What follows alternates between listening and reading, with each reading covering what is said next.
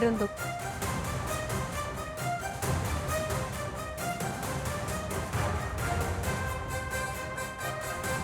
தொடர்ந்து மற்றொரு அண்மை செய்தியை பார்த்து வருகிறோம். எஸ்ஐடி விசாரணைக்கு தடை கோரி தவைக்கு மேல்முறையீடு செய்திருப்பதாக தெரிவிக்கப்பட்டிருக்கிறது. கரூர் கூட்ட நெரிசலில் 41 பேர் உயிரிழந்த விவகாரம் தொடர்பாக சிறப்பு புலனாய்வு குழு விசாரணையில் மேல்முறையீடு செய்திருப்பதாக அண்மை தகவல் கிடைக்கப்பட்டிருக்கிறது.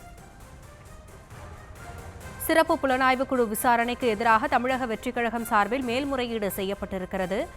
உச்சநீதிமன்றத்தில் தமிழக வெற்றிக் கழகம் சார்பில் மேல்முறையீடு செய்யப்பட்டிருக்கிறது. அது குறித்தான அண்மை செய்தியை பார்த்து வருகிறோம். கரூர் கூட்ட நெரிசலில் 41 பேர் உயிரிழந்த விவகாரம் தொடர்பாக சிறப்பு புலனாய்வு குழு அமைக்கப்பட்ட நிலையில் தற்பொழுது எஸ்ஐடி விசாரணைக்கு தடை கோரி தமிழக வெற்றிக் கழகம் மேல்முறையீடு செய்திருப்பதாக தகவல் கிடைக்கப்பட்டிருக்கிறது. உயர்நீதிமன்ற உத்தரவிற்கு எதிராக உச்சநீதிமன்றத்தில் தவிக மேல்முறையீடு செய்திருக்கிறது.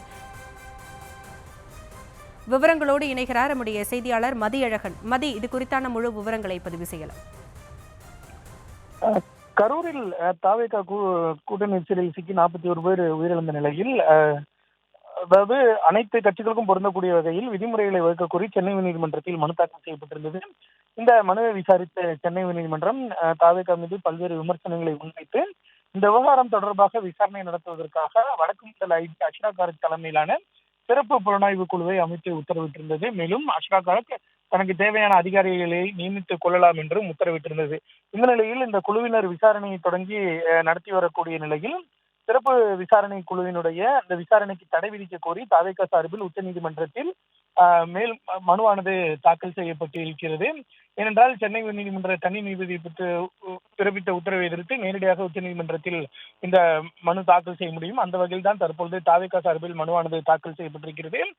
சென்னை உயர்நீதிமன்றத்தில் தாக்கல் செய்யப்பட்டிருந்த அந்த வழக்கில் தவிக எந்த ஒரு தரப்புமாக அந்த வழக்கில் சேர்க்கப்படாத நிலையில் தற்பொழுது தங்கள் கட்சி விவகாரம் சார்ந்தது என்பதால் தற்பொழுது தவிக சார்பில் உச்சநீதிமன்றத்தில் மனுவானது தாக்கல் செய்யப்பட்டிருக்கிறது. இந்த மனுவானது விரைவில் விசாரணைக்கு வரும் என எதிர்பார்க்கப்படுகிறது.